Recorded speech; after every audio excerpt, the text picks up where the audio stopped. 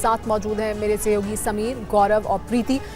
शुरुआत में आपको बताते हैं वक्फ से जुड़ी खबर। आज नए वक्फ कानून पर सुप्रीम कोर्ट में अहम सुनवाई हुई। अभी वक्फ बोर्ड और परिषदों में नई नियुक्तियां नहीं होंगी। सुप्रीम कोर्ट ने केंद्र सरकार से इस मामले में 7 दिन में जवाब मांगा है। देखिए पूरा अपडेट क्या है। नए वक्फ कानून के खिलाफ सुप्रीम कोर्ट में आज 2 घंटे सुनवाई हुई।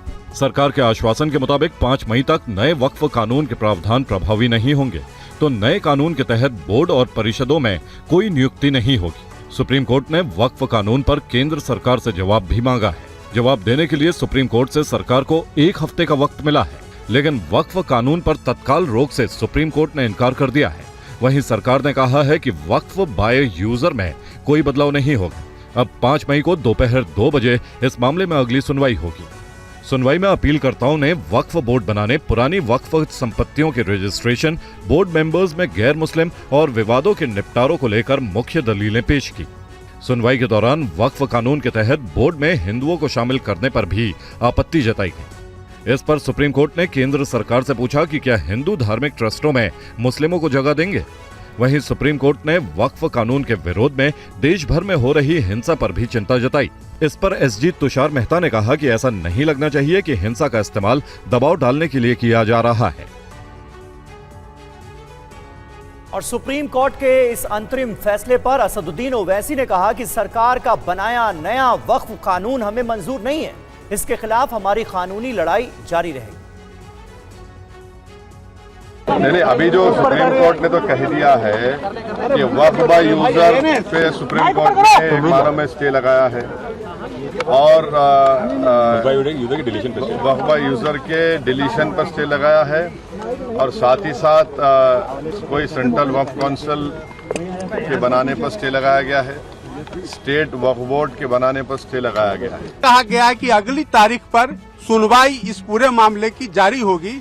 तो माननीय सर्वोच्च न्यायालय को जो रेस्पोंडेंट्स यानी कि भारत सरकार ने कहा कि हम डे टू डे सुनवाई के लिए तैयार हैं। आप पूरे मामले को, चूंकि यह पार्लियामेंट का कानून है, पार्लियामेंट के कानून को आप इस तरह से स्टे नहीं कर सकते हैं। और माननीय सर्वोच्च न्यायालय ने सॉलिसिटर जनरल ऑफ इंडिया के बात को माना है और उन्होंने संशोधन को स्टे नहीं किया है। सिर्फ उन्होंने उनके 2 पॉइंट पे सॉलिसिटर जनरल के बात को रिकॉर्ड पे लेकर के और अगली तारीख 5 मई मुकर्रर कर दिया है और 5 मई से इस मामले की सुनवाई शुरू हो जाएगी। और जमीयत उलेमा हिंद के अध्यक्ष मौलाना अरशद बद्री ने सुप्रीम कोर्ट के अंतरिम फैसले पर संतोष जताया। उन्होंने कहा कि सुप्रीम कोर्ट में सुनवाई सही दिशा में चल रही है।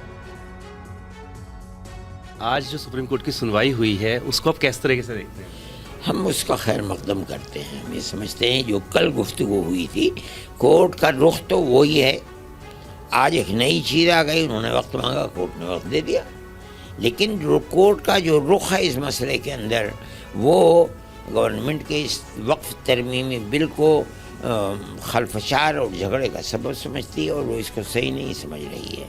अगर कल गवर्नमेंट के वकील ने ये बात न कही होती और मुखालफत न की होती तो कल ये फैसला आ जाता। हम ये समझते हैं नहीं आया, आज नहीं आया, अल्लाह चाहेगा 5 मई को फैसला आ जाएगा। अब ये फौरी राहत है क्योंकि आप चाहते थे कि सुनवाई तक कम से कम कोर्ट इस पर रोक लगा दे कानून पर, लेकिन सिर्फ 7 दिन की मोहलत दी गई। ठीक है, वो 7 दिन की नहीं, जब तक वो अपने नामों को पेश नहीं करते हैं, वो जिस चीज़ को, तहरीर को पेश नहीं करते हैं, उस वक्त तक के लिए है। आप संतुष्ट हैं आज के फैसले से? हाँ, हम ये समझते हैं कि लाइन, जिस लाइन पर चल रही है बातचीत, वो लाइन हमारे हक के अंदर है इंशाअल्लाह। मुर्शिदाबाद हिंसा के पीड़ितों से बंगाल के राज्यपाल सीवी बोस ने मुलाकात की है। कल सीवी बोस मुर्शिदाबाद के हिंसा प्रभावित इलाकों का दौरा करेंगे।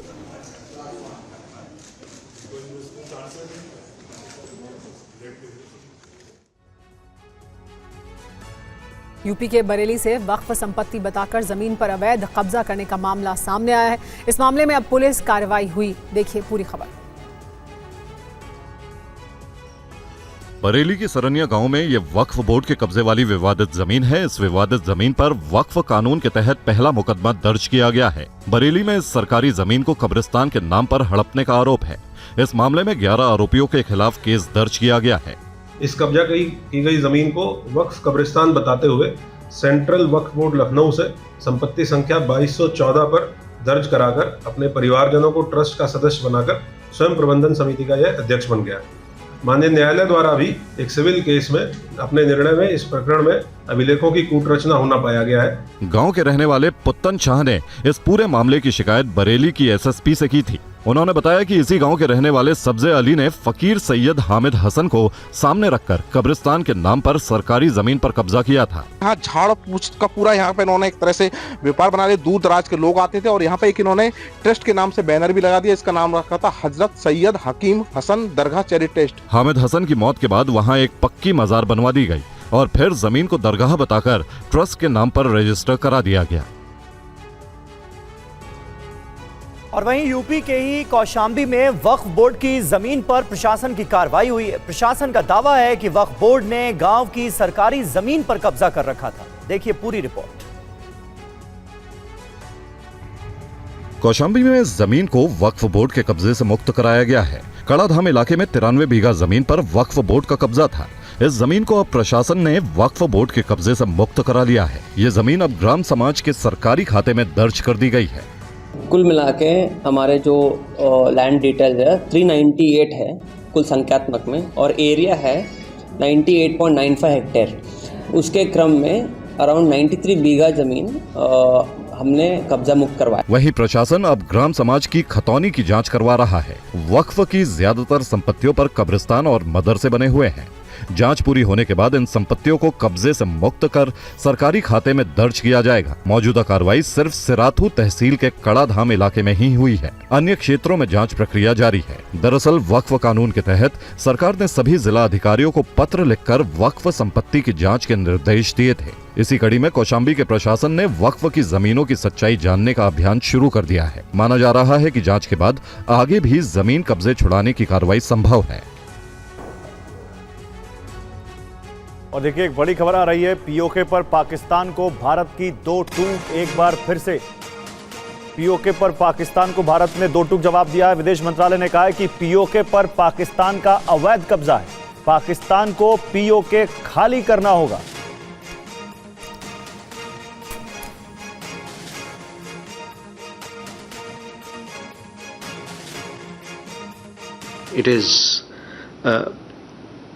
This is a union territory of India. Its only relationship with Pakistan is the vacation of illegally occupied territories by that country. This is a union territory of India.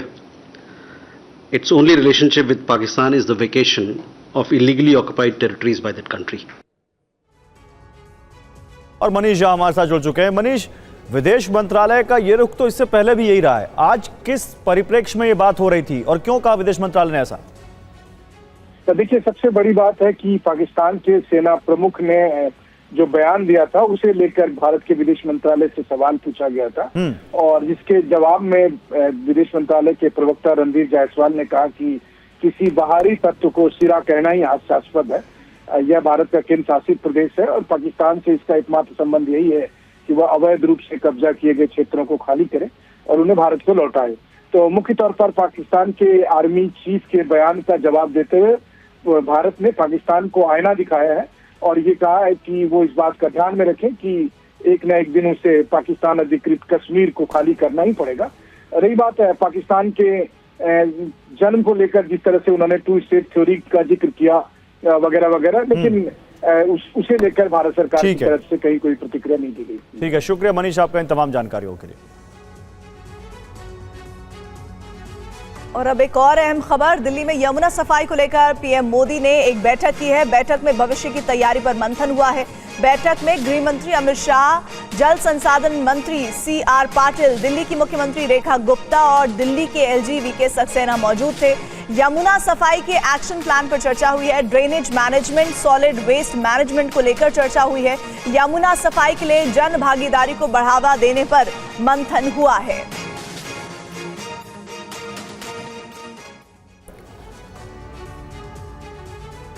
BJP का अगला राष्ट्रीय अध्यक्ष कौन होगा, इसे लेकर अभी तक तस्वीर साफ नहीं हो पाई है, लेकिन दिल्ली में जबरदस्त हलचल है।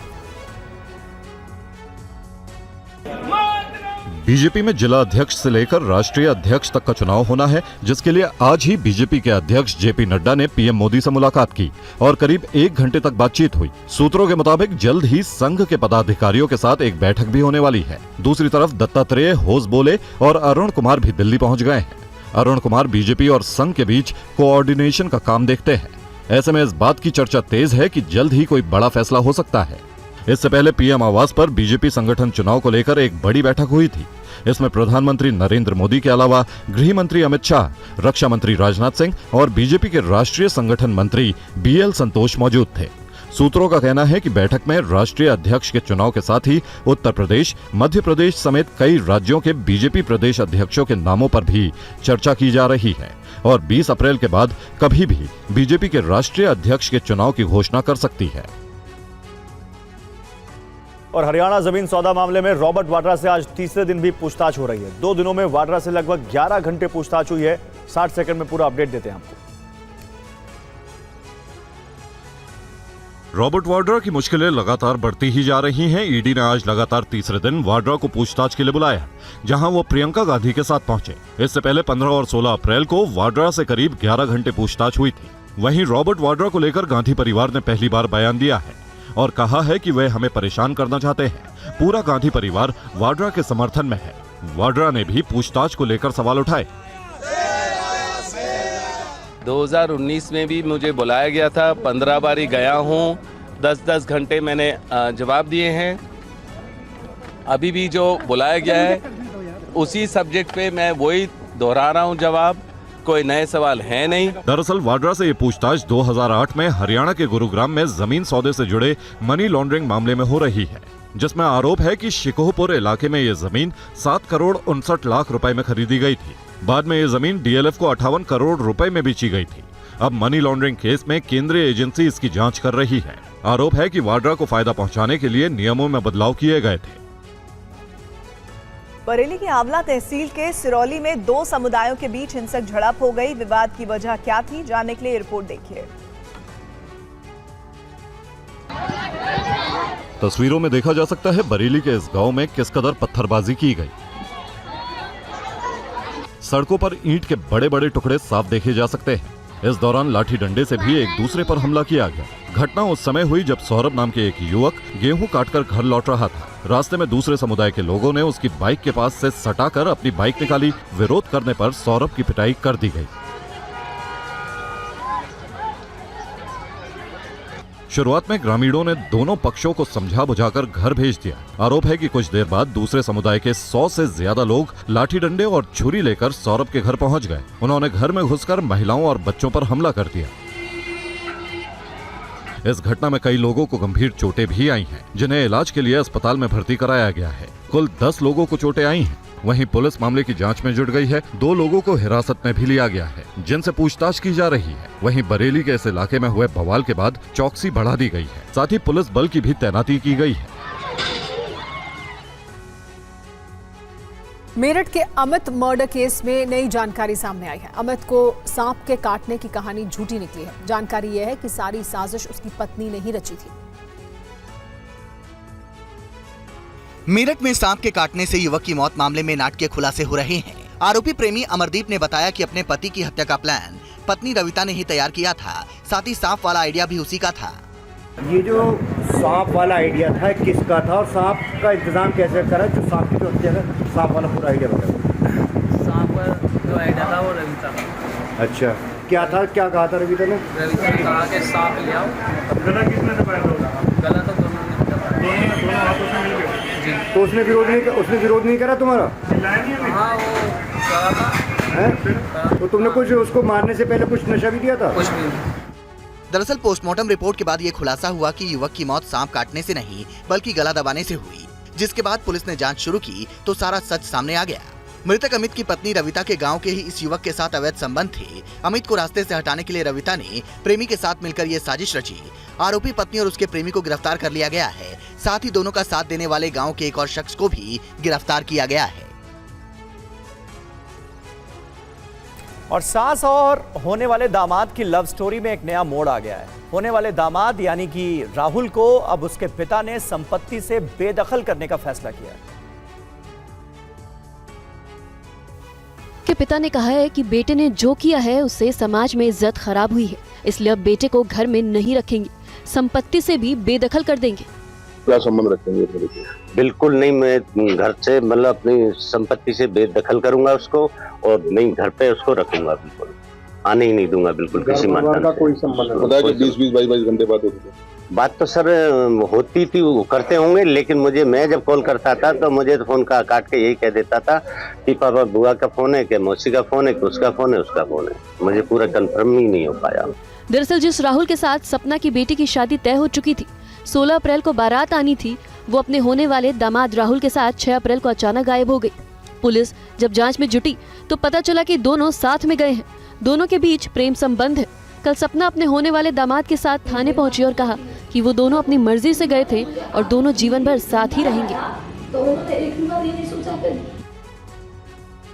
और यूपी के सहारनपुर में 2022 में हुई एक हत्या के केस में सुप्रीम कोर्ट ने निचली अदालत के फैसले को पलट दिया। कोर्ट ने इसे ऑनर किलिंग का केस भी कहा। ये रिपोर्ट देखिए। सुप्रीम कोर्ट ने 2022 के गुलाम हसन बेग के मामले में जियाउर रहमान नाम के युवक की हत्या को ऑनर किलिंग माना। कोर्ट ने आदेश दिया कि इस मामले में आरोप आईपीसी की धारा 304 के तहत नहीं बल्कि 302 के तहत दर्ज होनी चाहिए थी। सुप्रीम कोर्ट ने पाया कि हाईकोर्ट और ट्रायल कोर्ट ने मामले में गलती की है। सर्वोच्च अदालत ने यह भी कहा कि निचली अदालतों को यह समझना चाहिए था कि ये एक सुनियोजित हत्या की वारदात थी।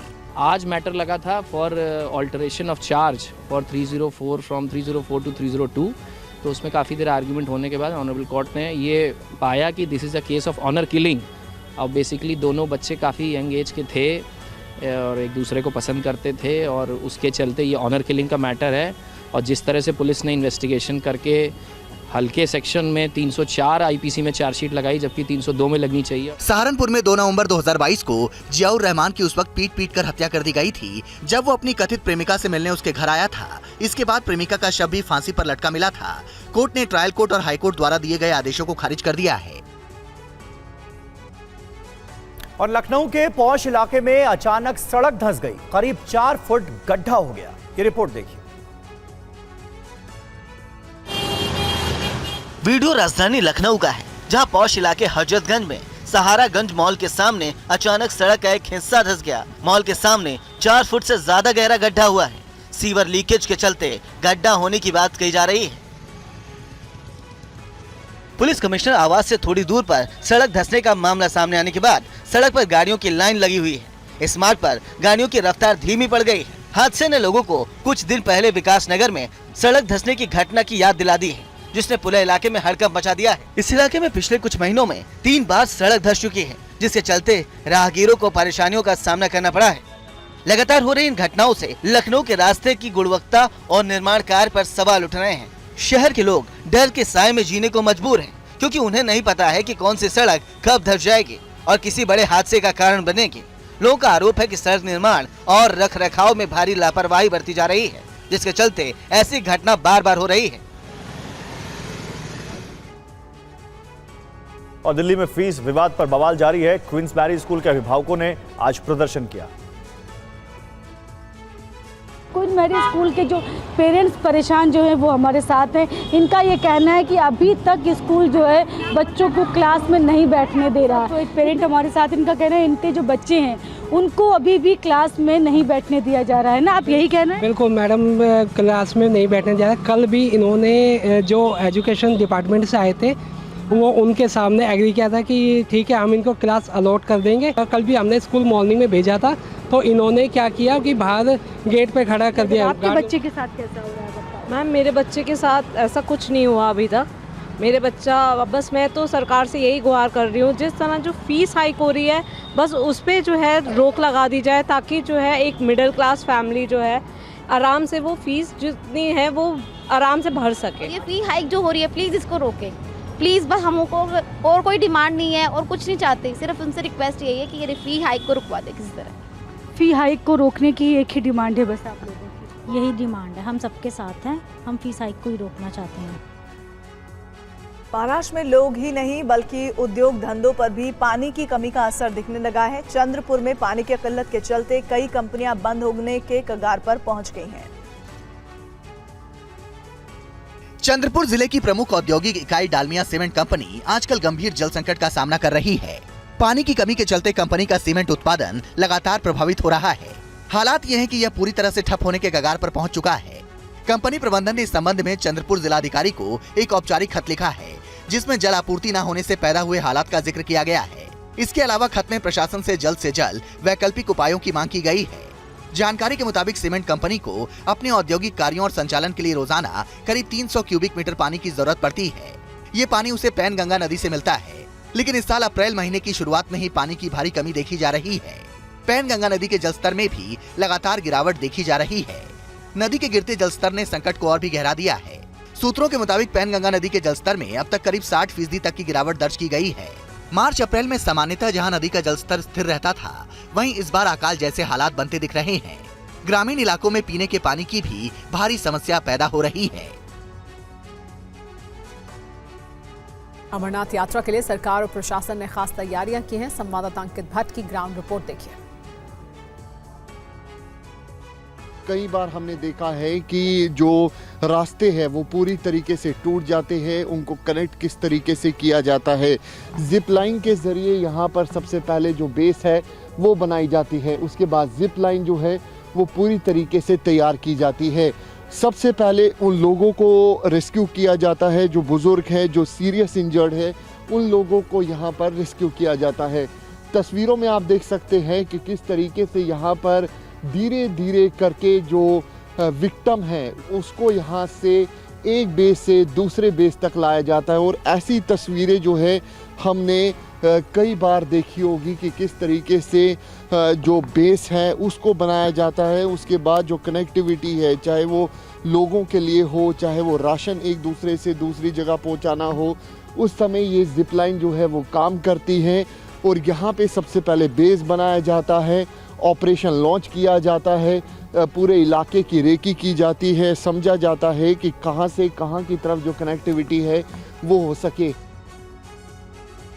और अमरनाथ यात्रा के लिए रेस्क्यू टीमों ने तैयारियों को परखा है। देखिए अंकित भट्ट की एक और ग्राउंड रिपोर्ट। एमआरटी के जवान किस तरीके से दुर्गम इलाकों में रेस्क्यू ऑपरेशन को अंजाम दे रहे हैं, ये हम आपको दिखाने की कोशिश करेंगे। ये देखिए यहाँ पर एक सिचुएशन बनाई गई है कि अगर हेली से इन जवानों को ड्रॉप करना है और उस दुर्गम इलाके में ऑपरेशन को लॉन्च करना है, और उस इलाके में जहाँ पर लोग फंसे हुए हैं उसको किस तरीके से उनको वहाँ से इवैक्यूएट करना है, ये यहाँ पर ट्रेनिंग की जा रही है। और अगर उस इलाके में ब्रिज टूटा हुआ है तो बर्मा ब्रिज जो है वो यहाँ पर तैयार किया गया है। तस्वीरों में आप देख सकते हैं कि किस तरीके से यहाँ पर जो एक रोप है वो यहाँ पर तैयार की गई है, और यहाँ पर रोप के ज़रिए विक्टिम्स को ऊपर यानी कि हेली की तरफ मूव किया जा रहा है। साहब ये बताइए कि ये इस ट्रेनिंग का क्या फ़ायदा और कैसे काम करते हैं ये? जी ये इस ट्रेनिंग का हमें ये मकसद है कि जैसे ये क्लाइम कर रहा है, हाँ? तो ये ओवरहैंग को मतलब टफ स्लोप को कैसे क्लाइम किया जाता है। अच्छा, ओवरहैंग, ठीक है। तो उसमें ये कैसे क्लाइम कर रहा है। दूसरा है जो स्लैदरिंग। और सियाचिन ग्लेशियर में हिंदुस्तान की फौज अब कपी ध्वज आर्म्ड व्हीकल का इस्तेमाल कर रही है। इससे फौज की ताकत में कई गुना इजाफा हुआ है। आपको ये रिपोर्ट दिखाते हैं। ये मिलिट्री व्हीकल खास है। दुर्गम और बर्फ से ढके पहाड़ों में इस आर्म्ड व्हीकल से सेना को मजबूती मिली है। सेना के इस दमदार व्हीकल का नाम कपी ध्वज है। कपी ध्वज यानी कि सेना का ऐसा योद्धा जिससे दुश्मन का खात्मा तय है। कपी ध्वज व्हीकल से सेना इन बर्फीले पहाड़ों में तेजी से मूवमेंट करती है। इस मोबिलिटी व्हीकल से सेना की क्षमता कई गुना बढ़ गई है। ये व्हीकल अब कठिन इलाकों में सेना की आवाजाही, लॉजिस्टिक सपोर्ट और ऑपरेशन में मदद करेगा। कपी ध्वज सिर्फ ये एक मशीन नहीं है, बल्कि भारत की ताकत और आत्मनिर्भरता का प्रतीक है। हाल ही में सेना ने सियाचिन के खतरनाक और ऊंचे इलाके में कपी ध्वज की मदद से एक घायल सैनिक का रेस्क्यू भी किया था। इस अभियान में ये साबित हो गया है कि वाहन मुश्किल हालात में भी शानदार काम करता है। कपी ध्वज भारत में ही बना है और ये आत्मनिर्भर भारत की दिशा में एक और बड़ा कदम है। इसके आने से सेना को ग्लेशियर और ऊंचे पहाड़ी इलाकों में राहत और बचाव कार्य करने में काफी मदद मिलेगी। इस तरह की तकनीक हमारे जवानों की सुरक्षा और काम को आसान बनाती है। ये दिखाता है कि भारतीय सेना अब हर मोर्चे पर पहले से ज्यादा तैयार है। मोदी सरकार ने अंतर्देशीय जलमार्ग के विकास पर शुरू से ही जोर दिया है। वित्त वर्ष 2024 और 2025 में राष्ट्रीय जलमार्गों से कार्गो का रिकॉर्ड ट्रांसपोर्ट हुआ है। इस पर एक रिपोर्ट देखिए। मोदी सरकार ने राष्ट्रीय जल मार्गों से कार्गो के ट्रांसपोर्ट को आकर्षक बनाने के लिए कई कदम उठाए हैं। पिछले साल दिसंबर में जलवाहक कार्गो प्रमोशन स्कीम लॉन्च की गई, जिसमें राष्ट्रीय जल मार्ग से कार्गो के ट्रांसपोर्ट पर आने वाले खर्च में 35% की छूट दे रही है। IWAI यानी भारतीय अंतर्देशीय जल मार्ग प्राधिकरण के मुताबिक वित्तीय वर्ष 2024-2025 में IWAI ने राष्ट्रीय जल मार्ग से रिकॉर्ड 145.5 मिलियन टन माल की ढुलाई की। 2014 में जल मार्ग से मात्र 18.10 मिलियन टन माल की ढुलाई होती थी। 10 साल में CAGR यानी चक्रवृद्धि वार्षिक वृद्धि दर में 20.86% की बढ़ोतरी है। फाइनेंशियल ईयर 25 में माल ढुलाई में फाइनेंशियल ईयर 24 के मुकाबले 9.34% की वृद्धि हुई है। देश में ऑपरेशनल जल मार्गों की संख्या एक साल में 24 से बढ़कर 29 हो गई है, जिससे माल ढुलाई के और बढ़ने की संभावना है। FY24 में राष्ट्रीय जल मार्ग से कुल ढुलाई में 68% कोयला, लोहा अयस्क चूर्ण, रेत और फ्लाई ऐश की ढुलाई रही।